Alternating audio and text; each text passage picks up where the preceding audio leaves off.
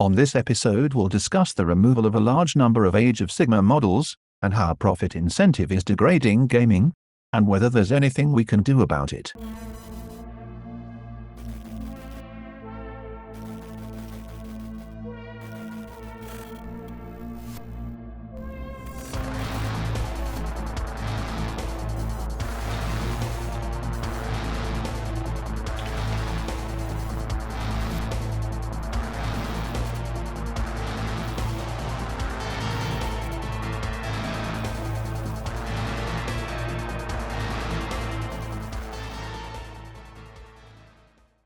Hey there, Scabby Scummers and Gangers, Crimson Oracle here with another episode of Dome Runners TV. And today we're going to be talking about the culling of the Age of Sigmar lines and the effect that this has had on, Age of Sigmar and on our player base of people who are engaging with this content.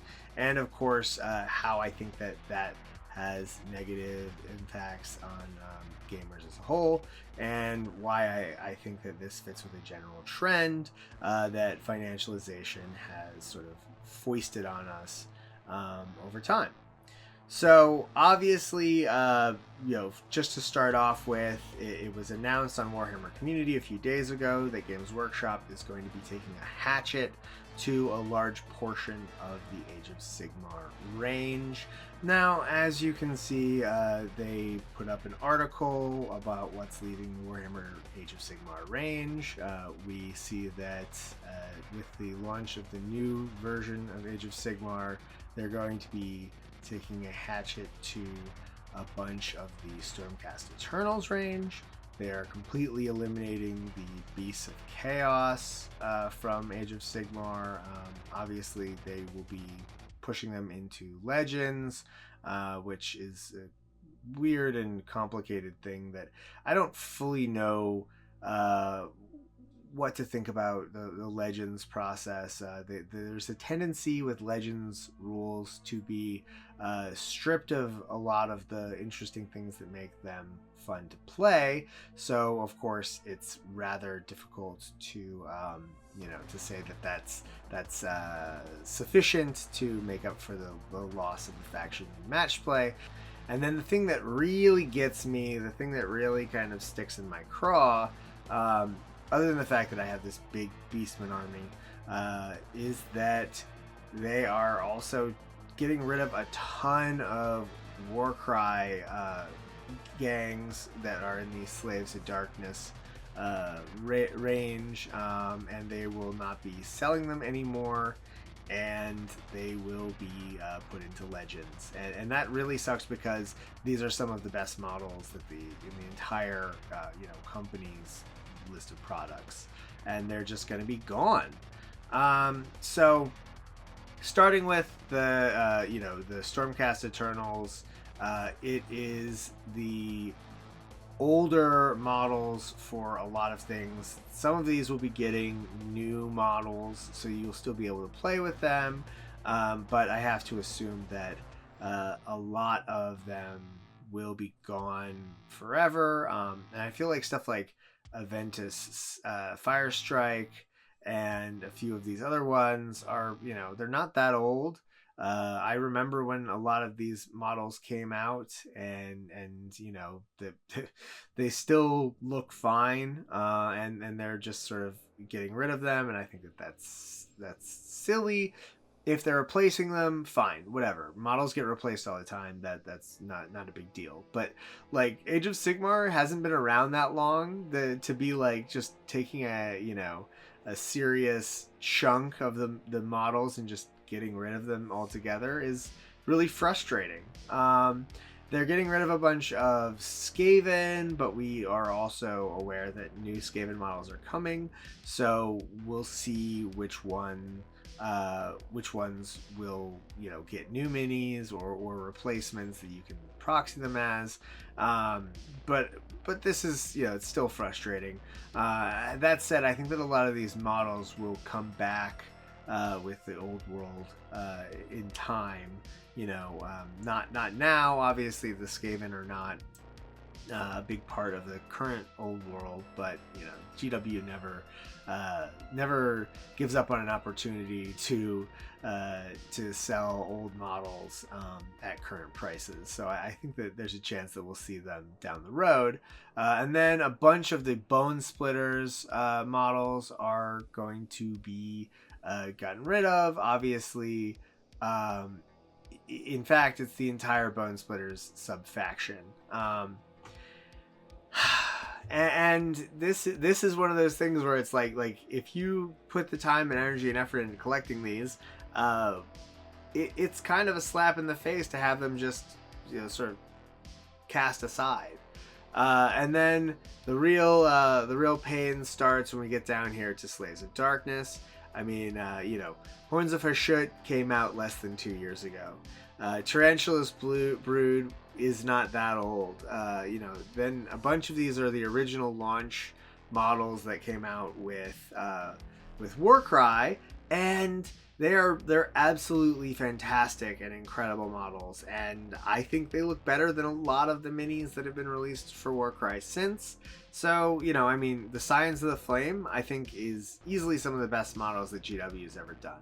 Some of the Iron Golems are just stunning looking, and the Corvus Cabal, I think, are maybe my favorite of the various designs that they use for Slaves of Darkness. So losing them, the Spire Tyrants, this is just it's so unnecessary, and it's just, I understand that they are not necessarily a great part of the Slaves to Darkness range, in terms of they kind of are this bloated, messy situation in the game, and okay, sure, I get that, I guess, but getting rid of the models is really frustrating, because Warcry, this is a lot of the flavor that you find in Warcry, is that there's all of these special, unique individual units, and now that they're just going away, and I am it makes me want to scream, because this is a lot of the variety that makes Warcry such a wonderful system, and they're just tossing it out, and obviously the Warcry rules aren't going anywhere. You'll still be able to play the Warcry rules the same way you could play the old Cities of Sigmar warband in Warcry. It works just fine, and that's fine, but I want these minis. I want to be able to buy these minis. I've used these minis for conversions. They're amazing.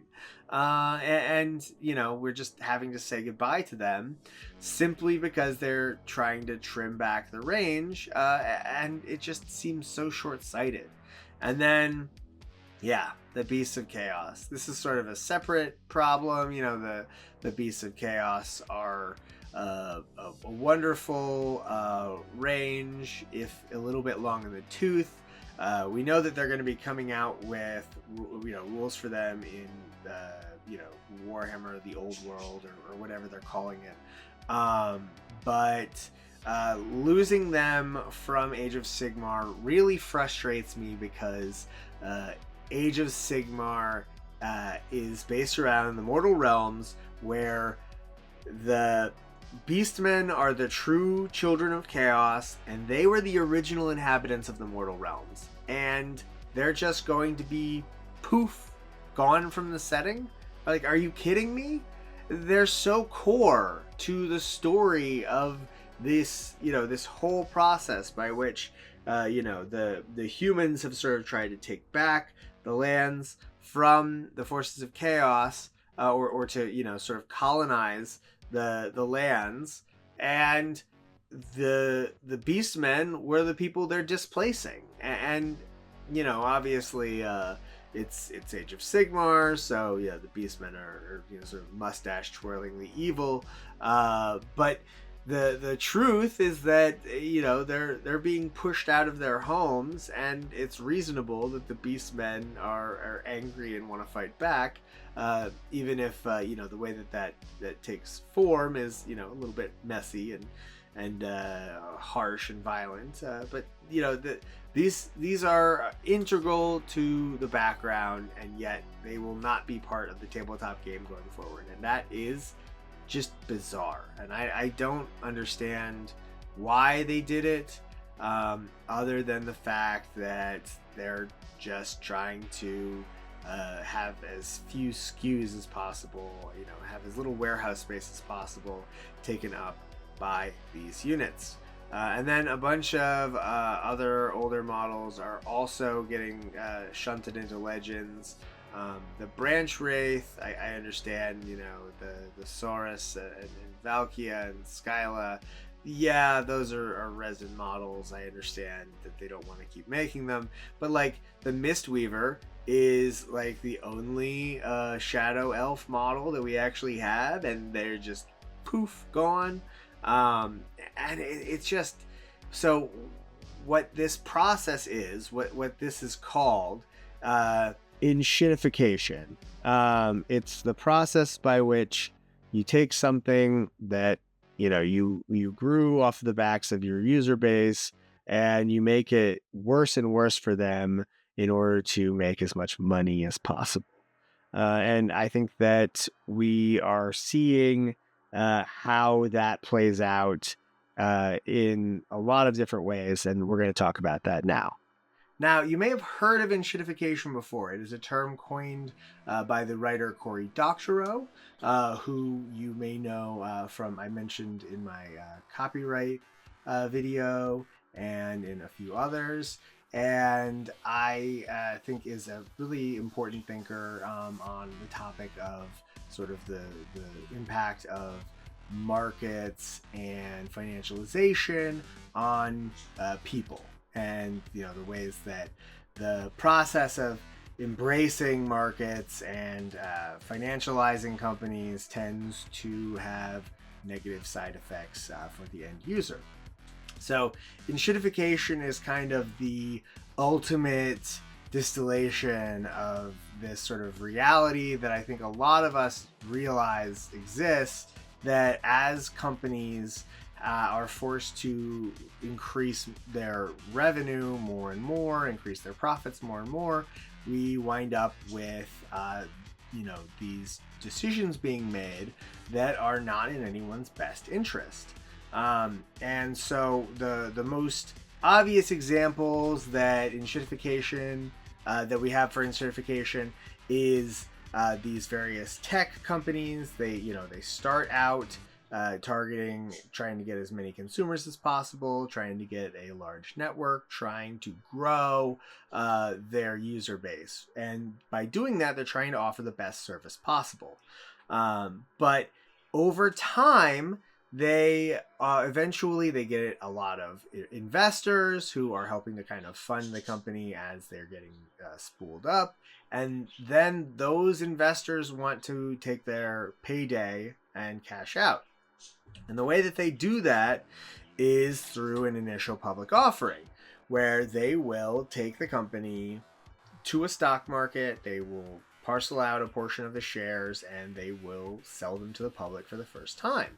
And when that happens, there is a massive transformation, because the company goes from being privately held, where the relationships with the investors are based off of whatever terms the investors set, and not necessarily bound by strict rules in terms of how much money they have to make. They're able to make sacrifices in the profit sector in order to sort of better position themselves versus their competitors.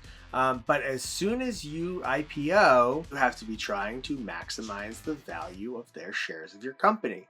And that means that you have to do things like, if you are a company that is, trying to demonstrate a store of value in the shares, you pay dividends out, which means you're taking a portion of your income and you are paying it out to your investors on a quarterly or annual basis, which means that those investors are literally extracting money that could otherwise be going into the business, but that's something that the shareholders expect from you, so you have to do it because they own the company.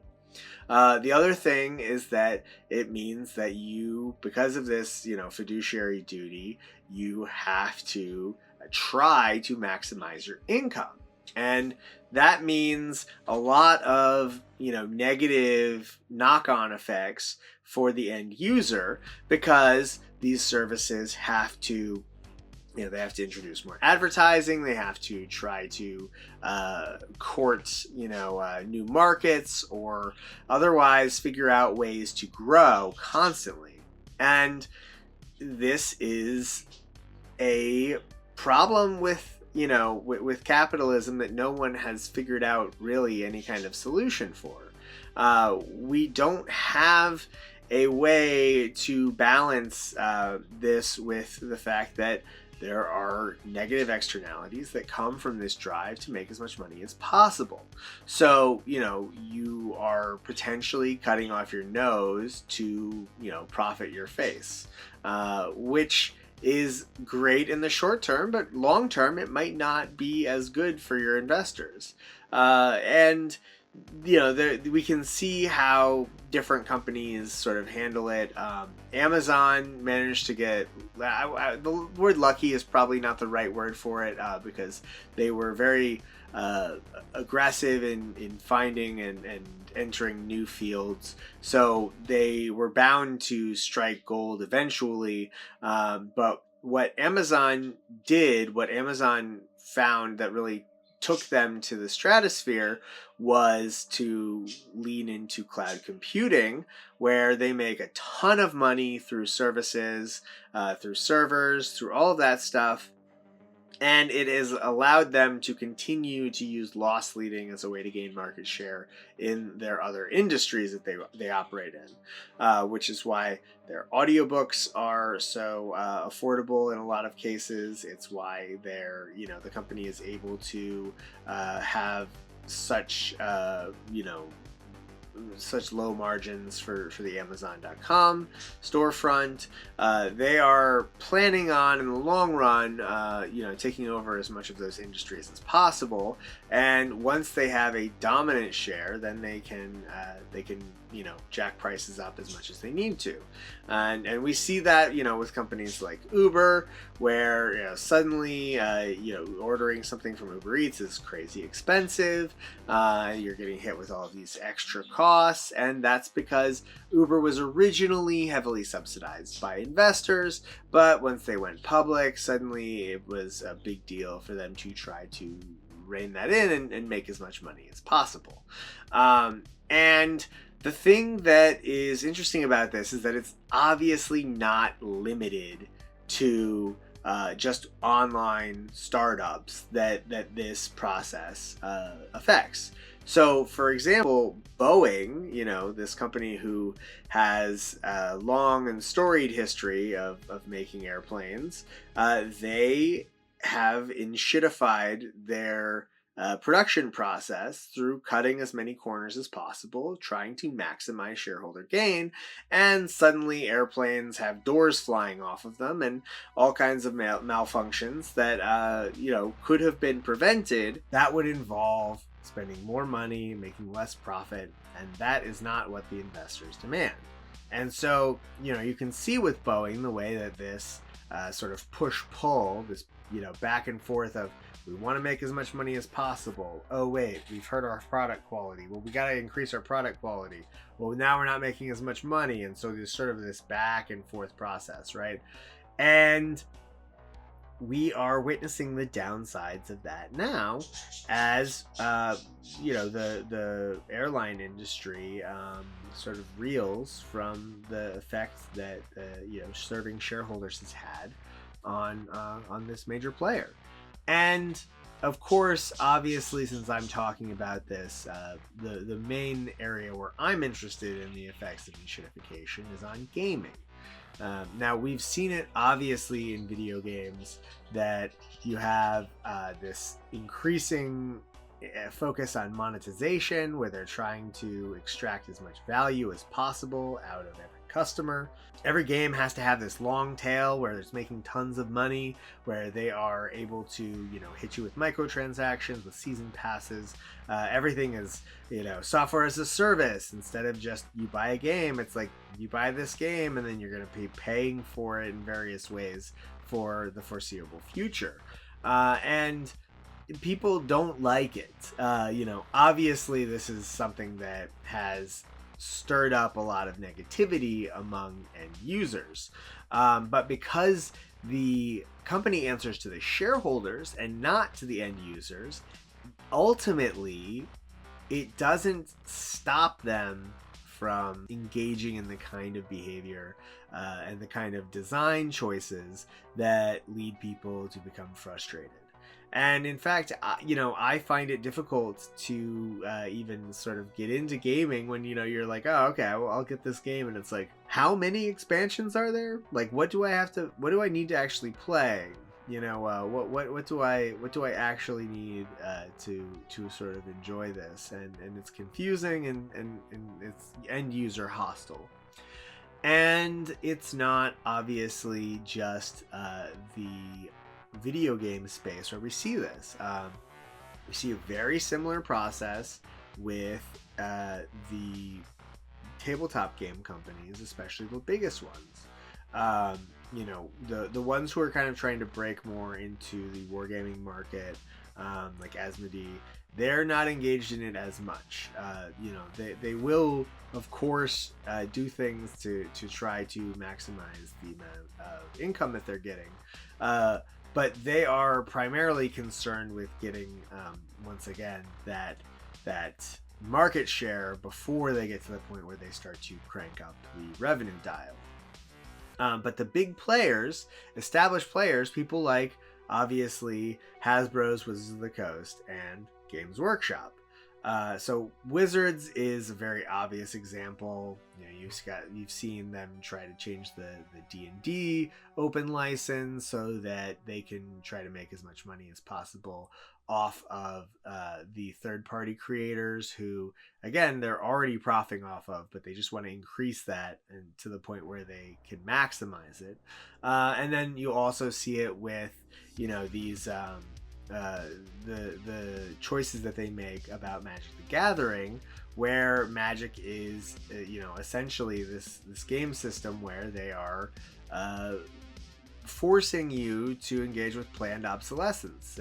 As you sort of play through Magic, cards get phased out constantly, and it's all done in a sort of very obvious, cynical way where as someone who's not part of that community, I look at it, I'm just like, oh my god, like how could you possibly continue to engage with this game system when they're taking the things that you just bought recently and they're saying, sorry, you can't play with those anymore, you have to buy new ones.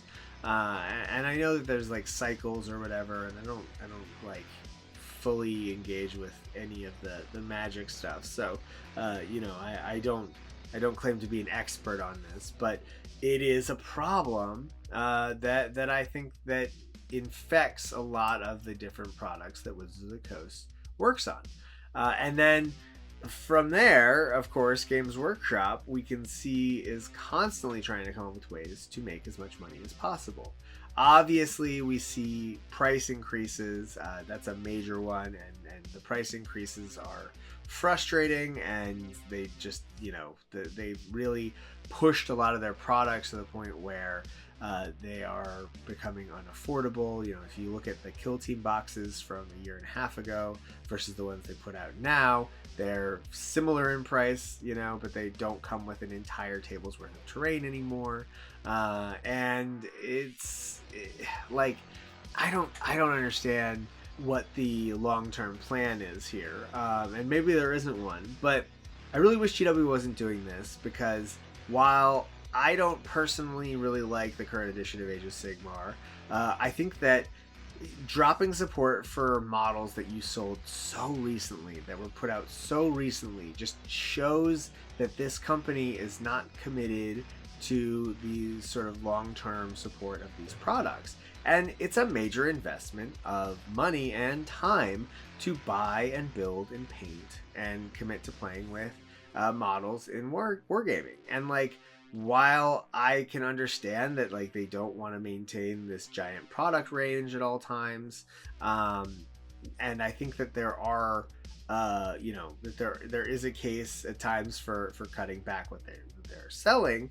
I think that dropping them into legends and getting rid of models that came out pretty recently, just shows you that there is no security in making a purchase from them. So like, just as a counter example, like when I buy a product from, say from M Audio, or from Apple, or any of these, companies that make high-end technology, I know that product is going to be supported for 7-10 years. It's an investment, it's expensive, but I know that part of what I'm paying for is the fact that they're going to continue to develop software for it, they're going to continue to offer tech support for it, and generally keep my thing that I bought running. And imagine if the video games that you bought, suddenly your DLCs just stopped working sometimes. And I know that that's a flawed example because, of course, you can continue to play with old rules for tabletop games. So, ultimately it's lower stakes here. And I'm not trying to be hyperbolic about it because I don't think that there's any benefit in sort of hyperbole when it comes to looking at these trends, and thinking about what we can do as consumers and as end users to sort of fight back against these trends. But the problem is that we are feeding into this process, and we're constantly shelling out for Warhammer product. And we don't let their behavior deter us enough, and so they don't have any incentive to stop. And that's something that I think it's challenging to solve that problem, because I don't have an elegant solution. Boycotting is sort of this. Everybody calls for boycotts all the time, and I don't think it's effective, because ultimately people are engaging with things because they're getting something out of them. But I think that there is a case for sort of developing alternatives as a community, and I think that is something that I really wish that I had more bandwidth to explore, because while I know that one-page rules exist, I think that it would be nice to have a community developed system that is based on a design maximalist sort of approach to developing rules, as opposed to the minimalist approach that you see out of one-page rules. It's hard to kind of rally the troops for this kind of development, because developing a game system the size of Warhammer is complicated and difficult and expensive, or requires a lot of time investment and free labor. And OPR, it's commendable that for the the people out there who enjoy playing, they provide an alternative, and I think that that's great that they do that, even though I think that their game system itself is just the worst.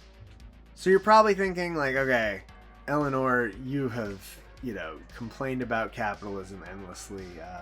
What do we do? And the answer is that I don't know. I have ideas, but they require an investment of time and energy that I don't have at the moment, because I can barely dedicate any time to making videos for my YouTube channel, let alone trying to develop a game system that is on the scale of Games Workshop game. But I think that some kind of community-focused effort to make rules for the Warhammer armies that are better reflective of the kind of game that people would like to play would be a really good idea. I think open sourcing a lot of our game development and relying more on community generated stuff and less on GW would be really healthy. And this is not the first time I've talked about this. Obviously, you know, it would require a major commitment from a lot of people in order to properly develop and play test. And I understand that that's, you know, that's a lot to ask and not necessarily realistic. So I don't have any kind of, you know, illusion about there being a rapid solution in sight. And I've heard people say, like, well, just go support another company, you know, that deserves your business more.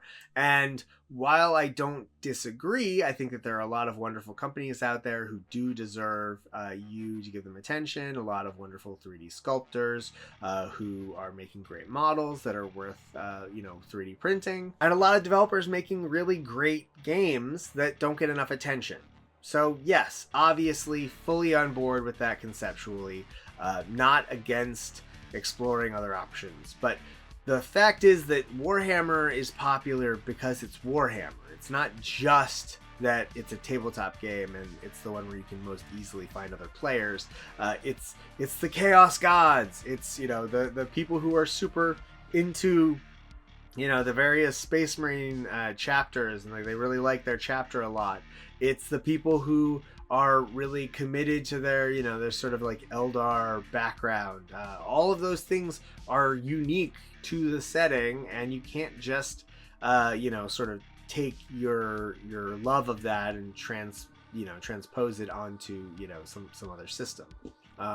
Like as great as Infinity or BattleTech or whatever might be, those sort of, you know, more mainline sci-fi franchises, they are not going to scratch the same itch as a science fantasy, you know, crazy genre hodgepodge that Warhammer is, because yeah, I hear people say like, oh, the lore is just as deep, and, you know, it goes back 30-40 years for these systems, and, you know, that yada yada yada. I understand that and I appreciate that, and like I really enjoy the Fallout tabletop game. I think that, you know, the new game that's coming out is going to be awesome, but that is a small portion of my interest. I have like that much, you know, desire to play Wasteland Warfare or Fallout Factions. Like that scratches a very narrow itch, and I think that as a role-playing game, you know, Fallout is wonderful and has a ton of stuff to offer. So I'm not trying to disparage the universe at all, and I think that it has more to offer certainly than you know, the BattleTech or Infinity backgrounds do. But I think that this of course comes down to subjective stuff. Like I am not really interested in hard sci-fi or you know, stories that are just about humans. Like I just don't like. I want there to be eldritch horror in my game. If there's not an eldritch being, you know, if we're not dealing with these sort of transcendent, inhuman, larger than life gothic themes, then it's not actually going to be a substitution for Warhammer. It's just a different war game that doesn't do or provide any of the things that make Warhammer what it is. And people struggle with that a little bit. I think that they really feel like, why don't you just switch over to this other system that is based off of a entirely different style, genre, you know, aesthetic, that are, I'm trying to keep myself in the realm of speaking about this subjectively, that are for a lot of people significantly less interesting. Like, yes, there's lots of lore for BattleTech, but I would rather read a cereal box than a novel set in the BattleTech universe. I'm glad that Infinity has a lot of people, you know, who really get into it, but I don't think cyberpunk will ever be as cool or interesting or aesthetically pleasing or provide as much fun storytelling opportunities as a universe where literal demons exist. And that's fundamental. Like, I don't like, the thing that makes Warhammer so good is that it has literally everything in it. They threw the kitchen sink at it, and you can tell any kind of story you want. You can keep it grounded. You can keep it fantastical. It can be funny. It can be scary. You know, you have this wide range of options because it is designed to be that. Whereas other systems are designed to be a specific genre in a way that I find very limiting. Give me, give me monsters, give me mutations, give me all of this like horrifying, soul-rending kind of stuff that you get out of Warhammer, and that's just not present in other systems. So I don't think that the solution is to go elsewhere. I think that the solution long term has to be to take back the game from the original creators. And I don't have an elegant way to do that without major changes in how copyright work, other than, we put together an open source system that is designed to be model agnostic, but is designed to support specific model ranges from Games Workshop. And that is what One Page Rules did. So, I commend them for sort of paving the way on that. But I would love to see someone develop a game system in that approach, a game system that's designed to be, sort of maximalist as opposed to minimalist. To have someone focus on building a game system that, sort of captures that old Games Workshop, throw everything into the game, a kind of approach, because I think minimalism is not the right direction to go for tabletop gaming. And I think the fact that One Page Rules is as niche as it is due to the fact that a substantial portion of the player base does not want to play a game that is boring. They want to play a game that has lots of fun and interesting elements, where every army has a ton of different options and different ways to play them, where your choices are meaningful, where you're going to potentially, for theme reasons, put yourselves at a disadvantage at times in order to sort of fit along with the story. That sort of narrative element to the actual game rules and mechanics that a stripped down minimalist system is antithetical to. And so I think that if we want to really solve this problem, we have to consider trying to find the people to do something on that level.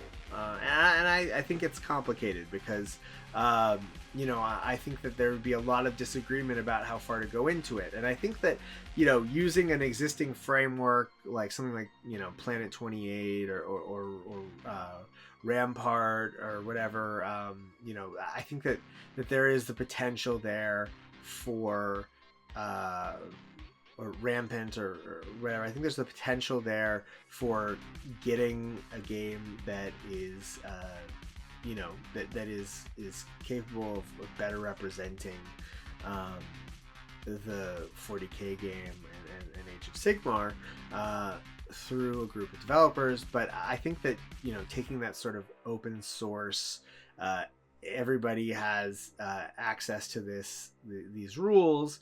They're developed for free by a group of volunteers, that kind of thing, I think would be a really smart approach.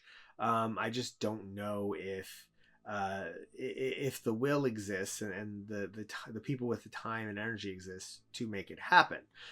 So I'm all in favor of having a conversation about this where we kind of consider what our options are, because I don't want to resign myself to having to continue to engage with these game systems in 40K and Age of Sigmar that feel like they're not really being made for us anymore.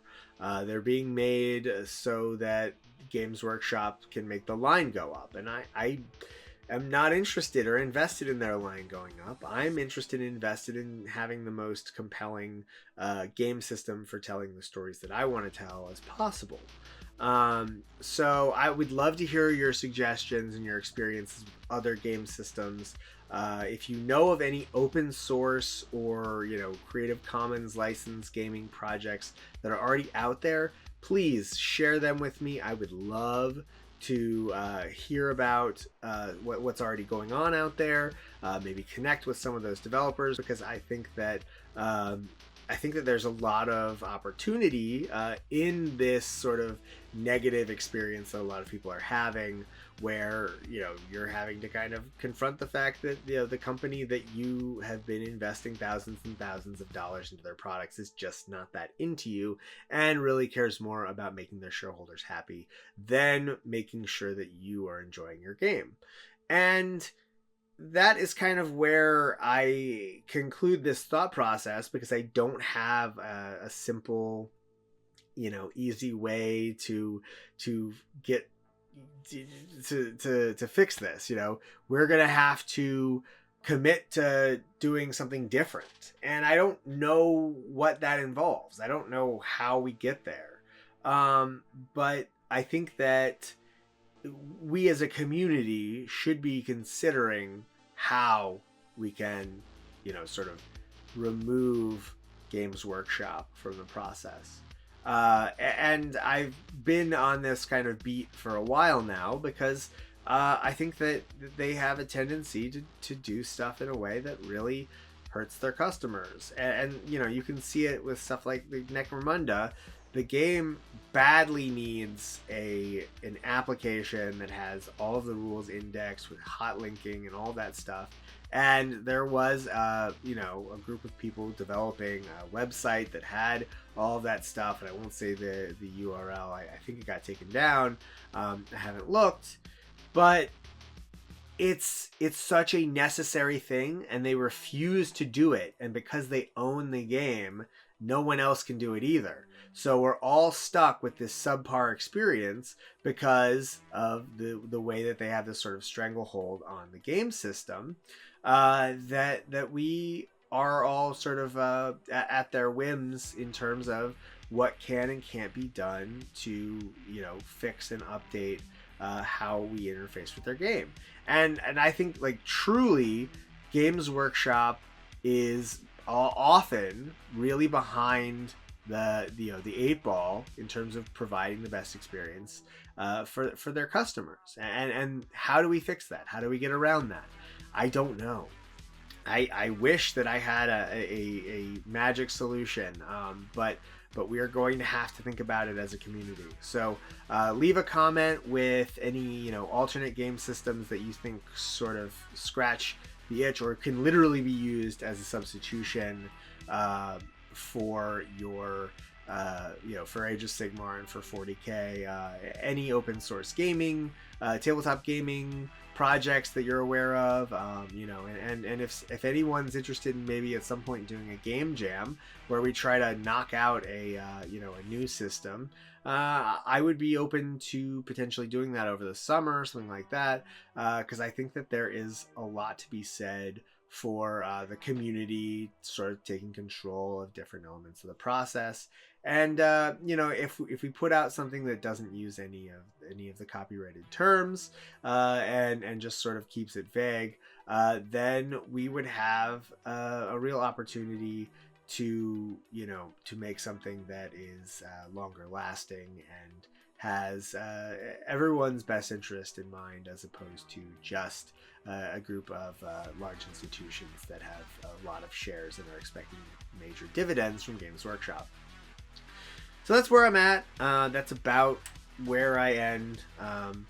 Thanks as always to everyone who watches and supports the show, like and subscribe, etc. My Patreon is shut down right now because I have not been producing regularly, and I will be hopefully getting back into a rhythm with that down the road, but with work everything has been pretty crazy, so I have just been a little bit too busy to commit to a regular schedule. But making this video has sort of dusted some of the cobwebs off. I'm in the middle of editing the final 2 battle reports for the Frontier campaign, which is something I really am sorry about how long it's taken. I know it's been like 3 or 3.5, maybe 4 months since the last video. And then I'm also very, very deep into a script about the sort of way we talk about satire in Warhammer, and criticize media in general. But I'm 12,000 words in, and I am like just over half through it. So that's going to be... it's gonna be a long video. So anyway, thanks as always to Carl Casey at White Bat Audio for the show's theme music, and thank you to everyone who has supported the show in the past. And of course, check out the podcast, The Dome Runners, and everybody please stay safe and don't forget to change your paint water.